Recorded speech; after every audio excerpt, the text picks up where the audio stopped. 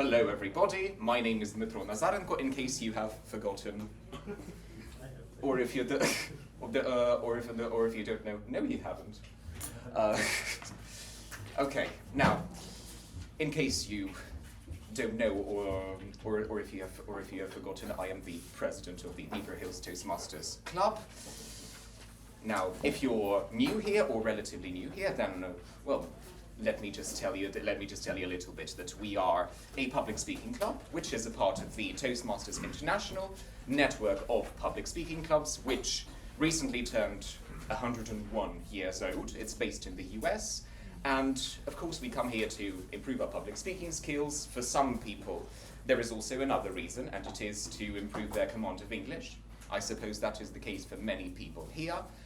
And I don't think we have any people who are not Toastmasters. Are there? Well, I think not. So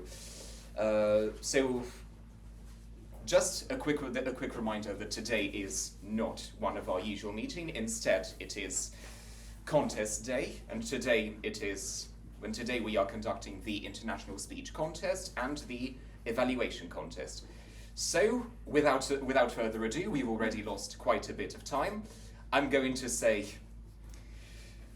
may the best speeches win, and let the contests begin.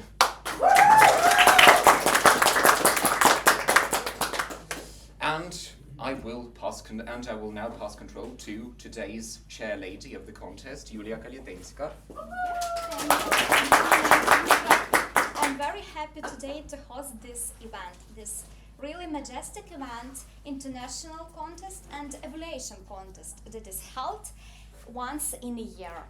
And indeed, this is a time when all the contestants invest their commitment, their enthusiasm to do their best and to deliver their greatest speeches. And despite all the obstacles that we have today, the cold weather, the electricity outages, the sheltering, we have this enthusiastic atmosphere, this for now quite mysterious spirit with candles, with everything, and some hot liquids on the left side. So everything for our speakers and everyone to perform their best. And before we start, I want to remind you the important rules. Your speeches must be original, consist of not more than 25% of borrowed material or quoted material. Also, the speeches must be time-framed. For this, we have two timers, Victor and Ella. Please keep attention for what signals they are giving. Ella? Just Victor. Sorry, I thought we have to count this. We have Victor, the counter. Please pay attention. When he shows you the green card, it means that you already spoke in 5 minutes. Yellow card, it means 6 minutes. And 7 minutes, he will be showing you the red card. And please keep attention that your speech must not be less than 4 minutes and 30 seconds and not more than 7 minutes and 30 seconds. Otherwise, you will be disqualified. And moreover, there wouldn't be no signaling that you are spoken more than 7 minutes and 30 seconds. We have also for this context to be conducted, not corrupted, hopefully, and eligible instructed judges, fair and honest judges, the judges of the Supreme Court, but hopefully not Ukrainian one. And to witness this, we have the chief judge, Oksana Muchkina. Please confirm that all the judges are instructed.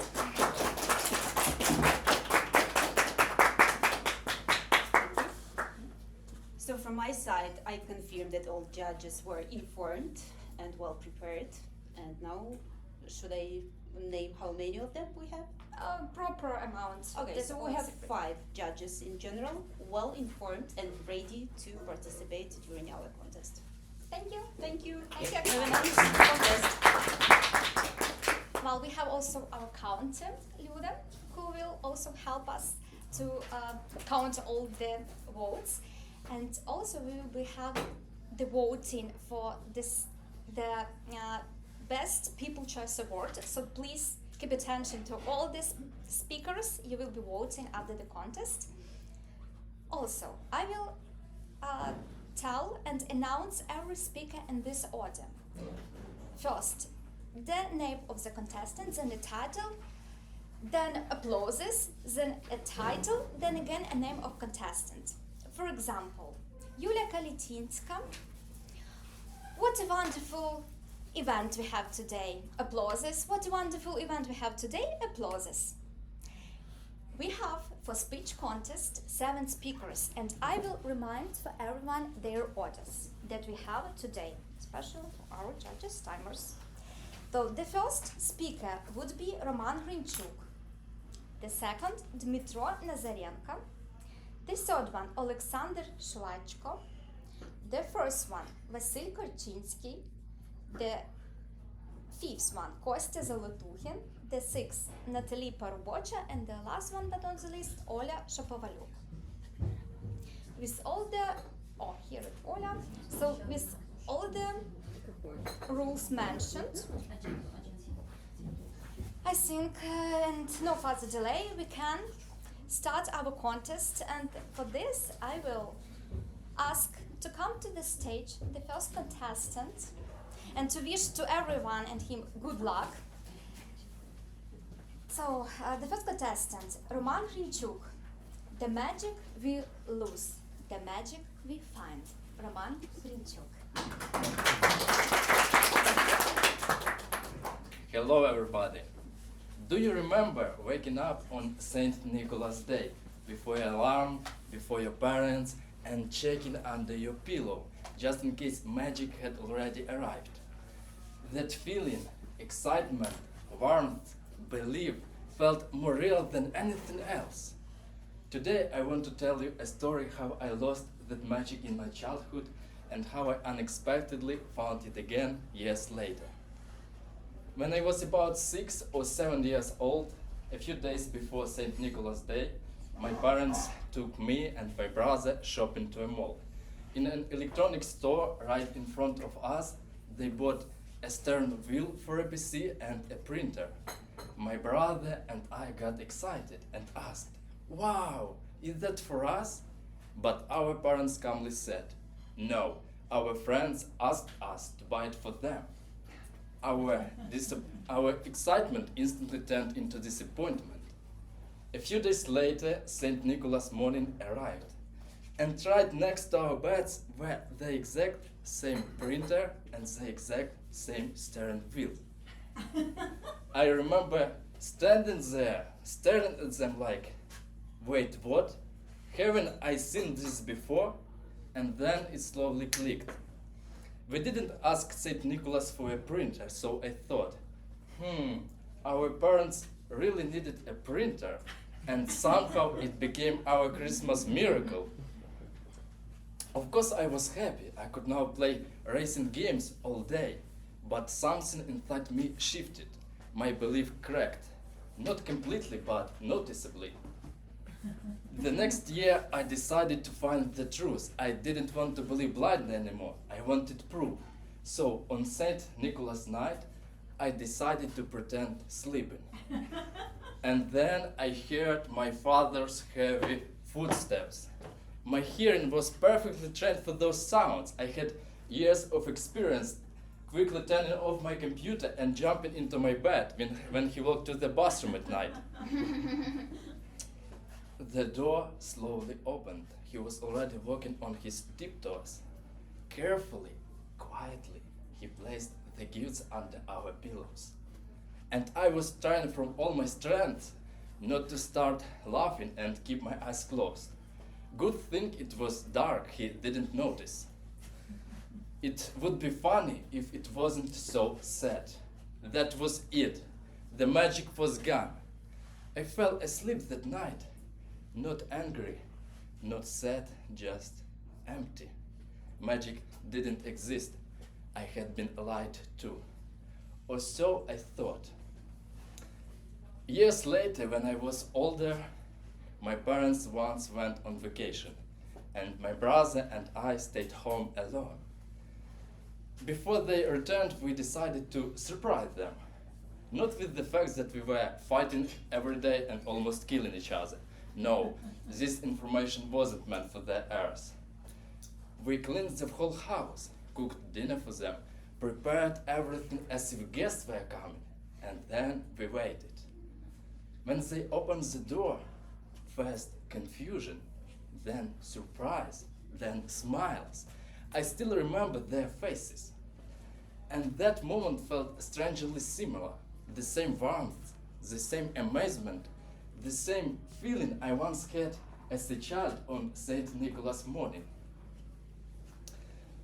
And in that moment, I finally understood that St. Nicholas magic. They waited until we fell asleep, walked quietly so the floor wouldn't creak, prepared everything in advance, and left without expecting thanks. And suddenly it hit me. I wasn't lied to, I was cared for. Instead of disappointment, I felt gratitude for the effort, for the attention, for all those unforgettable moments I will remember my whole life. So I realized there is a way more beautiful kind of magic, making someone happy without needing credit for it. And that changed something in me. I noticed I no longer enjoyed receiving gifts the same way. What brought real warmth was creating a moment for someone else. As a child, I waited for Saint Nicholas. As an adult, I can become him.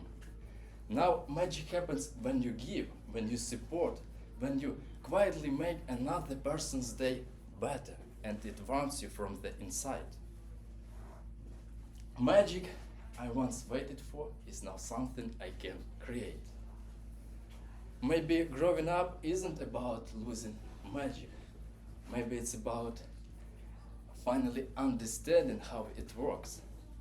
In childhood, magic happens to us. In adulthood, magic happens through us. Thank you.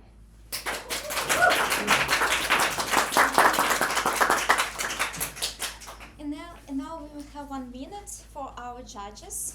Please record 1 minute. So 1 minute of silence.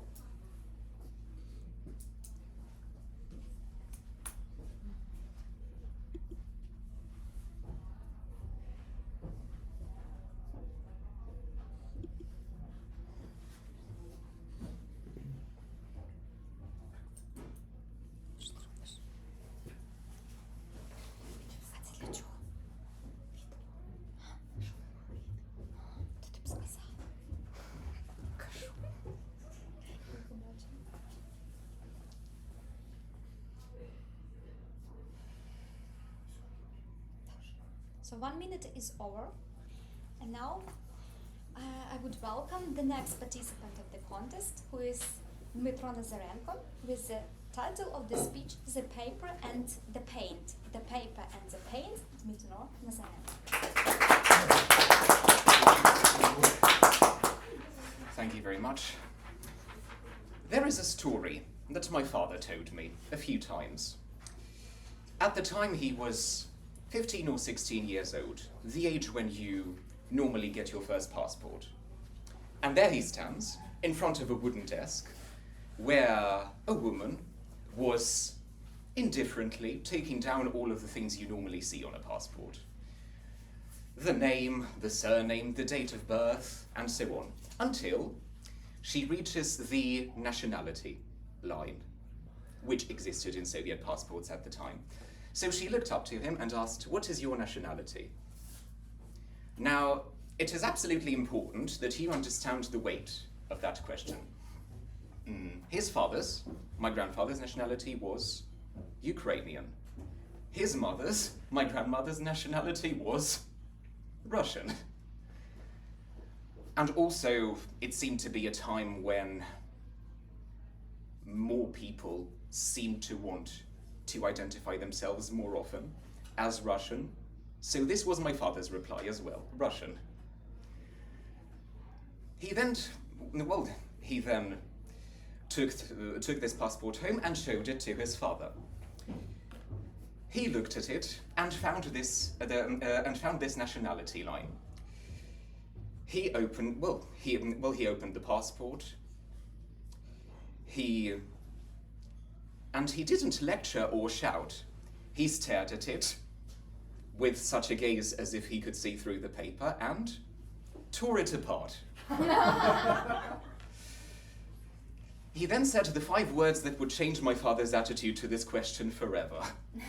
Remember that you are Ukrainian. And told him to come back and change that nationality line, which he did the next day.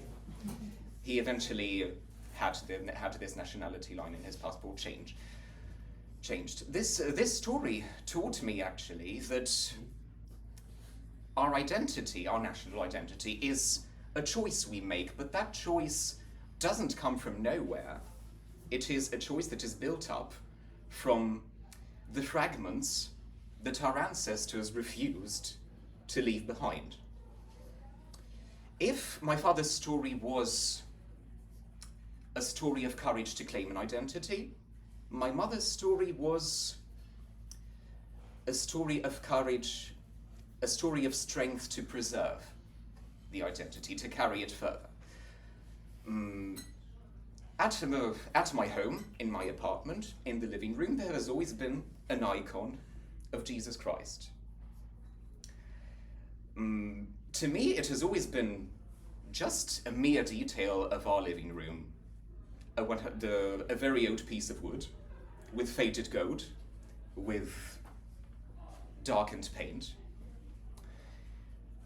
It wasn't until later that my mother told me that this icon is actually over 100 years old, and that it actually dated from the wedding of my great-grandparents. My grandmother was born near Chernivtsi in Bukovina, which is a region of modern-day Ukraine which used to be then part of Romania. But then the borders were redrawn, and they were forced to leave. Obviously, they couldn't take their furniture, nor could they take their land. But they took the icon. They eventually settled in Bilopilya, which is a town near Sumy, 7 to 10 kilometers from the Russian border.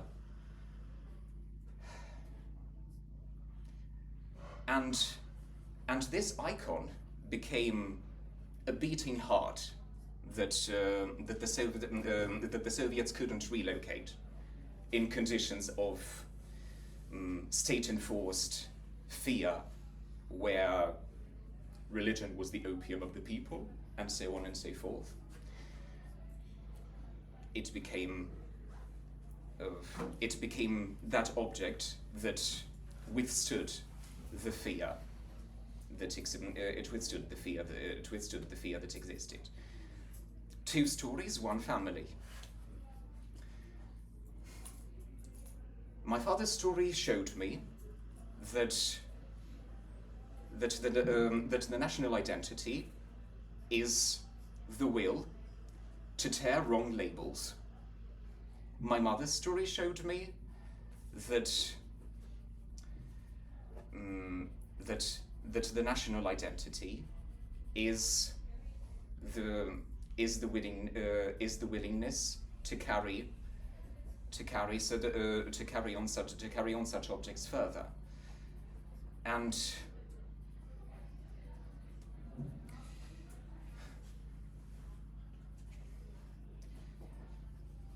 so the things that form our national identity are those that withstand the passport desks of life, and those that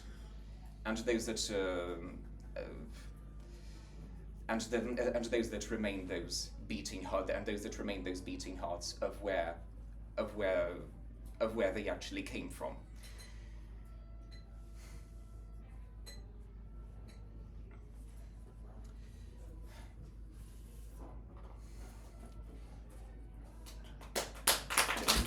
where they actually came from. Thank you. Remember who you are. Thank you.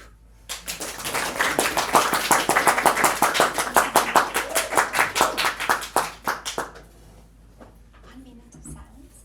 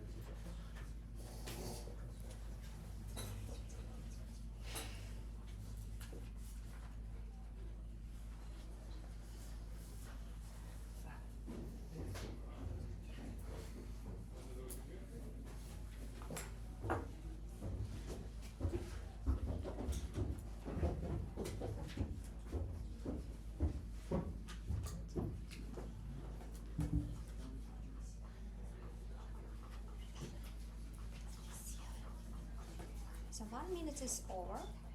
Please everyone take your seats as fast as possible. And we have the next speaker of our speech context, who is Oleksandr Shvachka. I'm very welcome him to the stage. Please welcome.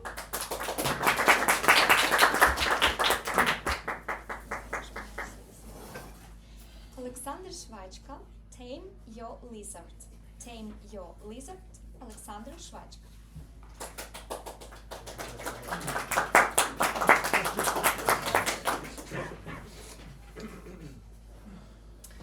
We all have experienced that amazing feeling when you are frozen and have no words to say on the stage. When you walk on the stage, you are not alone. There is always a lizard with you. The amygdala, our lizard brain, our primitive alarm system, reacting with fight, flight, freeze or fawn, and attempt to appease the threat to avoid of conflict.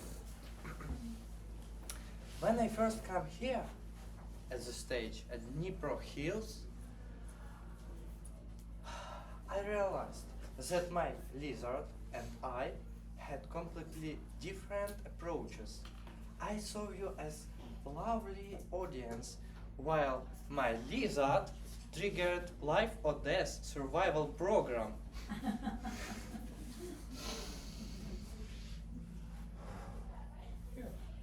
Now, do you understand why sometimes we want to run away from the stage? Raise your hands if you have experienced that feeling at once. I can say that you are very brave for continuing to perform, by the way.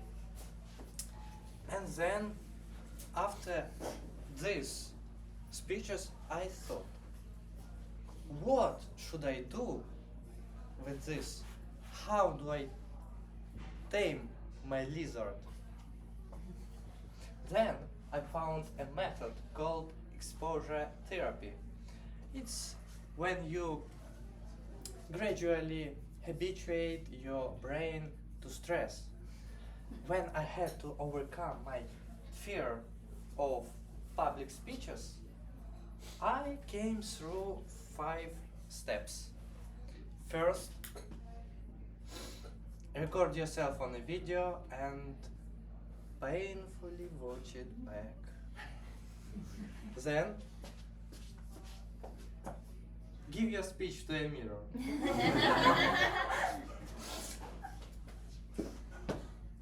Third, to one trusted person. To a group of trusted person.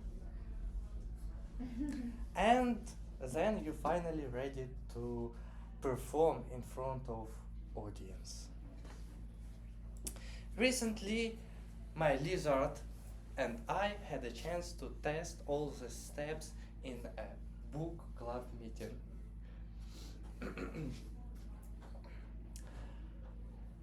I had to report about a book I had been assigned earlier. I was sitting in the room, in the circle, as part of society, feeling safe. When my turn came, I started to talk, but suddenly someone interrupted me. Wait, we can't all see you because of the obstacle between us. Then I had to move to the absolute center of the room. Suddenly, the geometry changed. I wasn't part of the circle anymore. I became its target.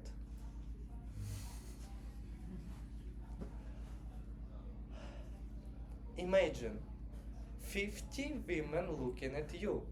My lizard started freaking out. It saw 50 hungry predators, 100 of eyes staring at us, ready to tear us to pieces. My heart started racing. My hands became cold as that lizard. But I didn't give in. However, the lizard started to scream, "Run! Run away! They will kill you!" I didn't panic. Then my Toastmaster trainings kicked in. I remembered all my experience and showed my best eloquence. And at the end of the story,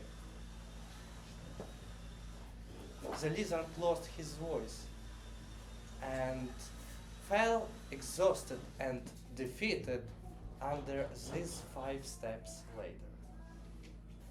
And he watched at my triumph with fascination. Yes, triumph! Because after that, a few ladies came up to me and told me how convincing and fascinating I was.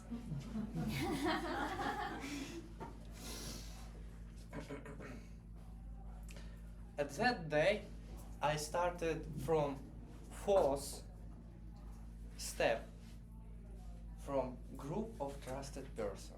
And now I can say that my small audience is at least 50 women. So,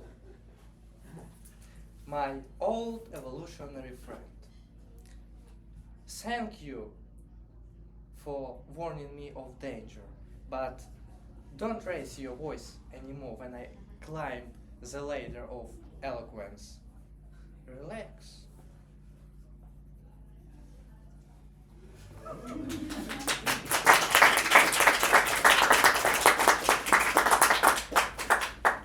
Thank you to Oleksandr and his lizard for the speech. 1 minute of silence.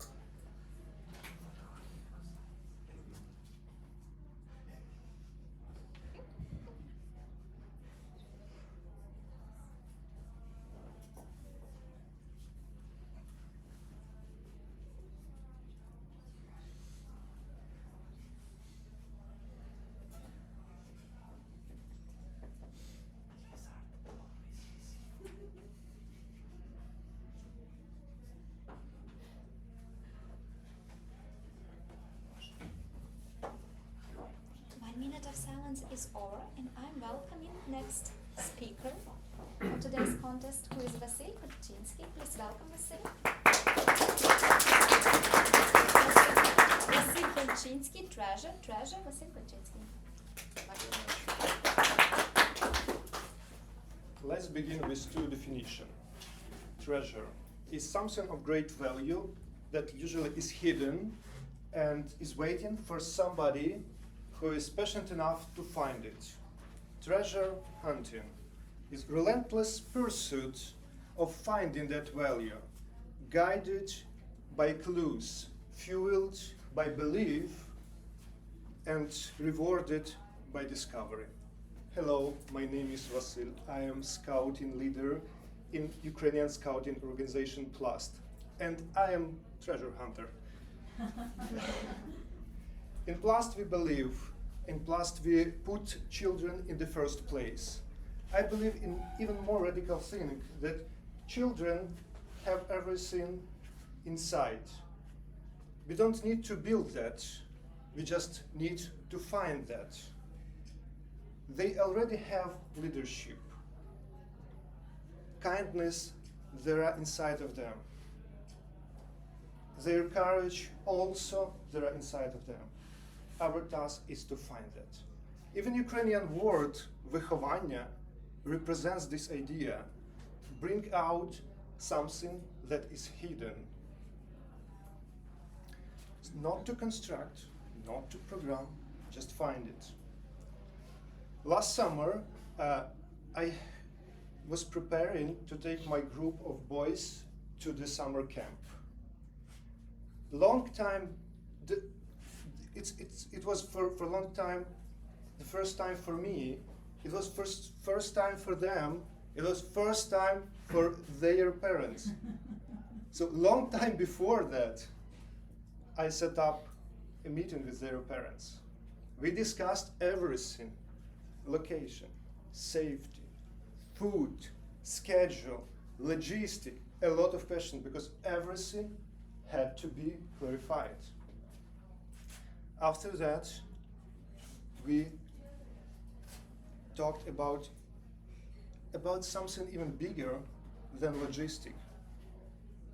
I said, if you considering your boys participating in this camp, we must trust each other 100%, no less, because without trust, it will not work. We agreed, of course we agreed on that. And we started working out on building trust between me and parents, me and boys. The whole time, the whole minute, every meeting we had before the camping started. So that day, the beginning of summer camp is train station, excitement, a lot of luggage, baggage bigger than boys carrying them. The loud promises to be brave boys without their parents. Half day after that, on the train, it was quiet, too quiet. One of boy stared out window. One of them suddenly said he was tired. One of them too often asked, "So, where we are coming back?"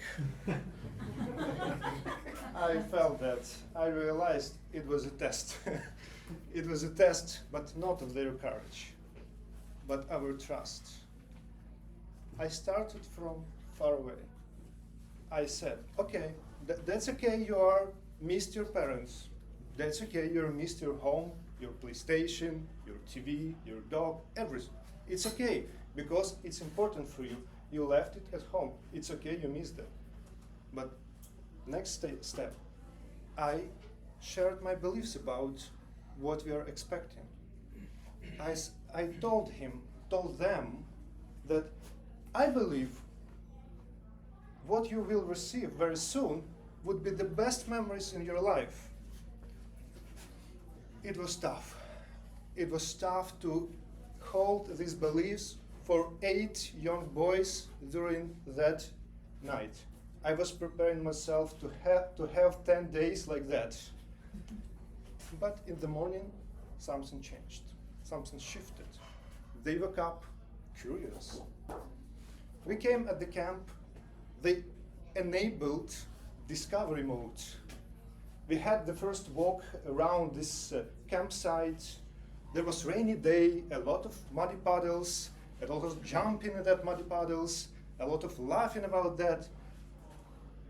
And day after, they played like nothing happened. After that, one of them was so brave that he asked me to make him a leader of a team in some competition. After that, day after that, we had warm and deep conversation around fireplace and singing and everything else. Until the end of the camp, they walked differently, a bit taller, a bit louder, a bit more like themselves. It taught me one important thing. The biggest mistake we can do, we can make according to young people, is believing that we need to feel them. They are not empty. They're full of courage, not yet discovered. They're full of strengths, not yet discovered. They're full of leadership, not yet invited. And my goal as a scout leader, to help them to create that environment, to take their time for find their treasures. Thank you very much. For this valuable speech. 1 minute of silence.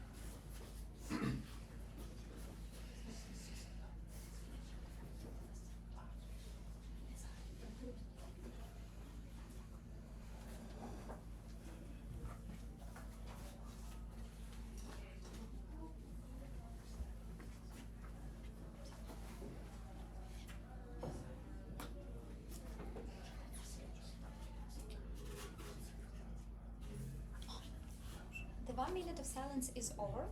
I'm very welcome to call to the stage next our participants. Kostyantyn Zolotukhin, please welcome.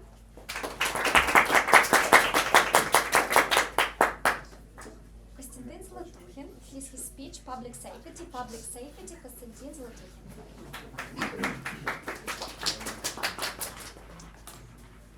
You all know the park next to the Shevchenko University. Small, nice, beautiful park right in the center of our city. You would imagine that park to be perfectly maintained. So did I. One day I was walking through one of the main alleys of that park, and unexpectedly I realized there is a branch hanging right in front of my face. Bit weird. I stepped away and decided to observe what's going on. I saw a group of young people walking by. One of them was checking his phone, and as expectedly, he banged his head. Well, he scratched a bit and went further. So there was a young couple was passing by, and I asked them, "Hey, what do you think as members of society? Should we intervene and break the branch and solve the problem?" They said, "Sure, the branch is in the wrong place, but beware, because breaking it might cause you some troubles." Aha, the good old dilemma between angel and demon. The demon telling you, "Kostya, it's not your problem. Just go home, Think about yourself, think about earning more money, buying more stuff to yourself. The angel was saying, hey, what about society? What about people going there and potentially traumatizing their face with that branch? Of course, the consciousness prevailed. I went back, broke that branch, and fixed that problem. My story wouldn't be full without a bit of a personal history, family history. The thing is that my father's eyesight began to drastically deteriorate about 10 years ago, since 10 years ago. Now he's completely blind on one eye, and his other eye is about 30% capacity. So I subconsciously try to feel and understand how do people like them are feeling them on our streets. Moreover, the war has been going on for 4 years. And just imagine hundreds and thousands of veterans coming back with severe disabilities. How do they feel? Are they safe on our streets? Obviously, breaking branches manually isn't the way out to solve the situation. So soon I learned that there is this app, 1551. It's from City's hotline. You can take a picture of the problem, write the description, and they respond. My experience with it is 50-50. Sometimes when those are easy tasks, they do it quite effectively. For example, the mentioned branch chopping. So they might do it even sometimes on the next day. They will send a picture back, and job done, everybody's happy. But when it's something more complicated, like a hole on the pavement or a missing sewage lid, then they either put a ridiculous waiting time, 2 weeks, which is weird for emergency situations, or they playing this I call it bureaucracy ping pong. They just will forward your application from one administration to the other, and somehow it can just get the case will get closed. What also amazes me on a negative way is that you see, I'm not an engineer. I come from foreign languages specialty, and every day people of engineering background, people who work for city administration, for ministry, for parliament, for presidential office, all these people with big jobs, they all go by these holes on the streets and they seem not to care. Yeah, a bit sad that seems like something needs to be fixed in our society, in our system. Well, changing society is a difficult task. For that, I don't have easy answers. I do have an idea how to fix the system. For example, our city Kyiv should be divided into small, manageable, logical districts. For example, right now here we are in Podil, and Podil, if you look on the map, this old Podil is just this perfect geometrical, symmetrical shape, and only that should be the Podil. So we elect the Podil administration leader. That Podil administration leader appoints 5 engineers, and every of those 5 engineers is responsible for 5 streets. Now, everybody who lives on those streets, as well as business owners and business managers of local businesses, know his contacts, and if something happens, they connect and the thing gets fixed. If it's something more complicated, let's, for example, a heavy snowfall, and then he replies, oh, we need more manpower. Then you can negotiate with the neighbors and come together with shovels and clear the street from snow. Guys, this is our country, our capital, our city, our life. You've all heard of the butterfly effect, how one small thing can lead to a big effect in the future. Now imagine that hole on the pavement you helped to fix, or dangerously hanging low branch, or an icicle falling from the roof which you prevented from falling onto someone's. So you saved someone from trauma or even someone's life. And that person can be a famous musician, sportsman, military, or any other profession. And that energy that you helped to save will be inputted towards well-being of Ukraine and thus to well-being of you and well-being of your families, as we are all one. So guys, please think of the public safety. Thank you. 1 minute of silence.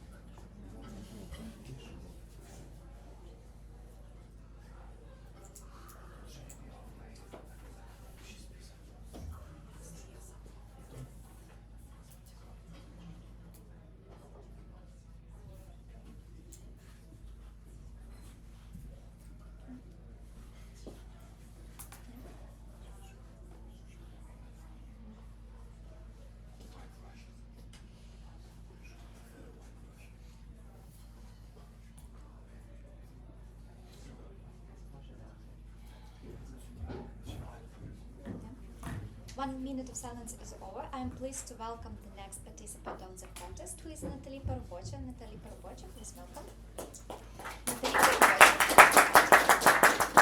Nataly Parubocha with the speech, glue it back, Nataly Parubocha. Dear all, please have a proper look at these pieces of crockery, but please be very careful because they are fragile, that they broken and that then they were glued up. And tell me please raise your hand and remember that there's no incorrect answer. Put up your hand if you would ever use it under any circumstances. Who would use it? And thank you. And my friend, I'm gonna tell you about wouldn't. My friend would go for what is new and top of the range. Ruthlessly getting rid of everything that is imperfect, damaged, or lacking of prestige. If it was the university marks, then they had to be the highest. A car, the newest model, a girlfriend, model with a healthy bank account, a business, creative, full of very, very ambitious workers and big name clients. Actually, that was the business that fell apart.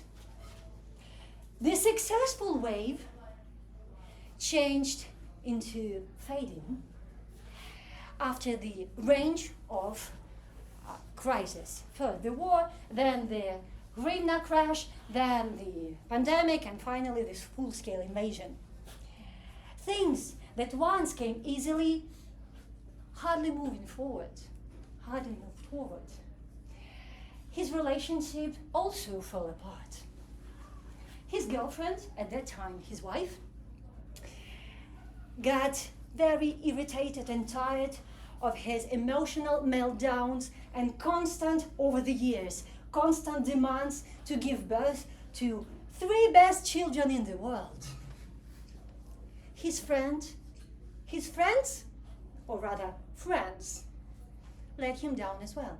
I remember him coming to me and complaining about his business partner. You know, Nataly, we were inseparable and now he ignores me. And then his glance rested on these pieces of crockery that were in pieces, unglued at that time. And the former idealist woke up in him. Why don't you just get rid of this rubbish? And I told him why. This saucer is for my old job, when I felt the same way as my friend during the successful way during his business time. Everything was going brilliantly until my company also was hit by the crisis. I took this little plate indeliberately, just accidentally, when I was packing up my stuff to leave the office. At home, it reminded me about that successful atmosphere. When it broke, I put it close to this little Turkish bowl, decorative bowl, that was brought from Cappadocia as a present for me by my partner. It broke in 2 weeks after that. When my friend heard about that, instantly he predicted, that means the end to your relationship for sure. I didn't agree. To me, this little Turkish decorated bowl symbolizes a relationship built with care, where disagreements, even rows when people quarrel, do not damage it, but make it stronger, are the way to building understanding and progress. And not the reason to leave the person and look for someone new.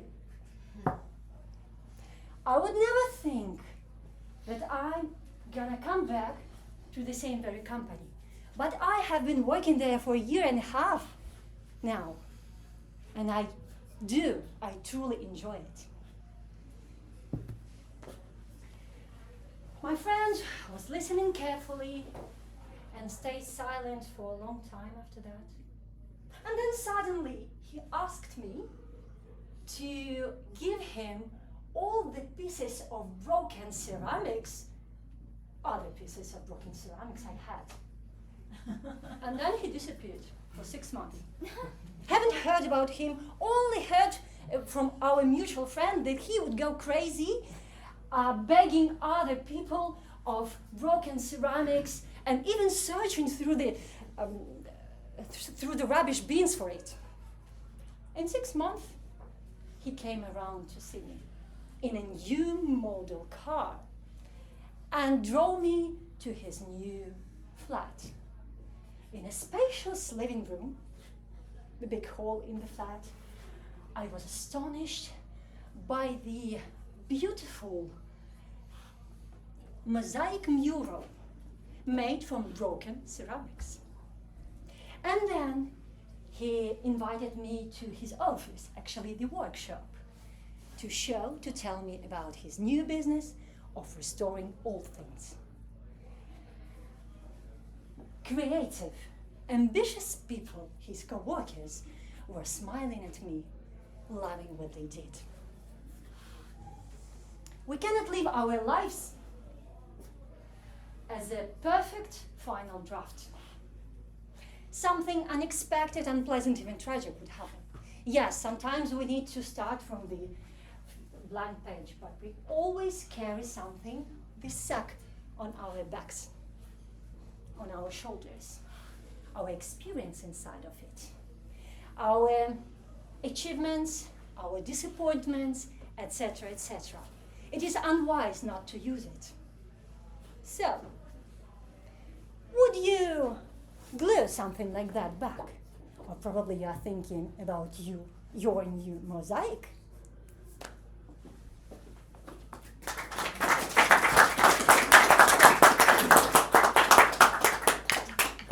Thank you, Nataly. 1 minute of silence.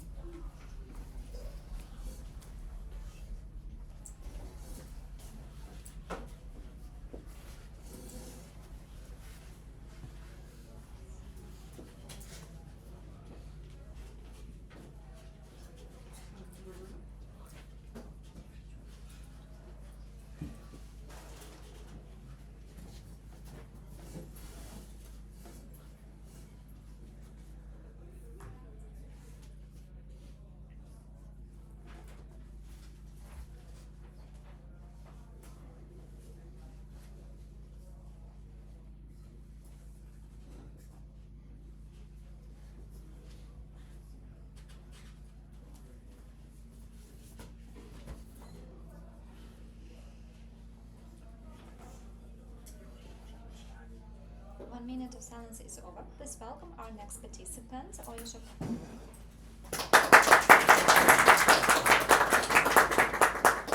Shapovaliuk with a speech in Paris alone. In Paris alone, Olha Shapovaliuk. I always like the idea of traveling alone, sitting in a small cafe, drinking coffee, watching locals and tourists wander through the city, not rushing anywhere, just slow down, taking some time for introspection, thinking about my life. Yet every time I had a chance to travel, I always had a companion. And this trip seemed no different. I planned a 3-week journey with my friend. First to Poland to see my cousin, then to spend a week for my vacation in Paris, followed by a few days in eastern France, and then get back home by plane from Switzerland, from Geneva. But at the last moment, my friend's plans changed. And suddenly, I had the opportunity to travel alone to my favorite place on earth, to Paris. A dream came true, right?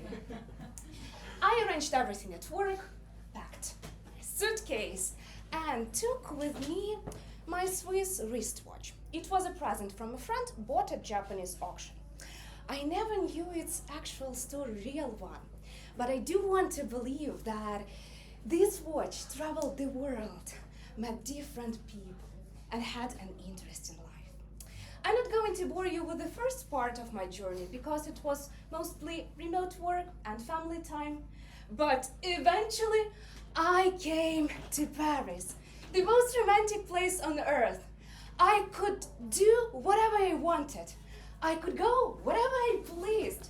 And I could literally forget about life, forget about time. Literally forget about time. Because my watch stopped working. At first, I was frustrated. Come on, how come? Hello, I need some time here. But eventually, I took it as a sign to stop, to ground, to forget about everything, and to fix the watch once I get back home. I'm in Paris, yes! So why thinking about the watch? Its beautiful streets, its architecture, this sun, and me, alone! Alone. Instead of fascinated freedom, I felt loneliness. Instead of peace, frustration. Instead of inspiration, a quiet sadness followed me through the streets. I wandered through the city, right as I wanted. I was watching locals and tourists wandering around, yes, as I wanted. I even hopped into a cafeteria where Amélie, the famous French movie, was shot, but nothing could lift my spirit. And on my last day in Paris, I went to Trocadero, the best place to see the Eiffel Tower up close. It was crowded. Happiness was in the air. People were laughing. Couples were taking photos. And I was alone. I was standing there, watching the Eiffel Tower sparkle, and cried, wishing that people I care about were with me. I came to Paris alone to think about my life, to find out something about myself, to learn something. And indeed, I learned something uncomfortable. Fantasizing of being alone somewhere and actually be alone somewhere are two very different things. Once my vacation ended, my watch suddenly started working again. Really, as if telling me that the pause for reflection is over and it's time to move on. When I boarded the plane in Geneva, I was genuinely happy to come back home, to my place, to my people. I was that happy that only after the takeoff did I realize that I forgot the watch in the airport at the security check. The watch that traveled from Switzerland to somehow Japan, then to me in Ukraine, through Poland and France, finally get back to its homeland. And I was going home too, just without it. 2 souls traveled. One returned to Switzerland, another one to Ukraine. Both I would like to believe to where they belong. And maybe that's the hidden purpose of any journey, to look at yourself more clearly.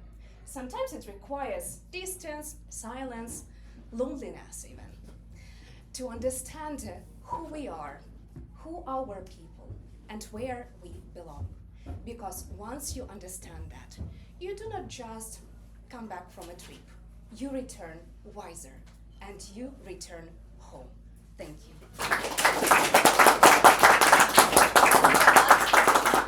you a lot for our last participant of the speech contest. Now we have 2 minutes of silence for our judges.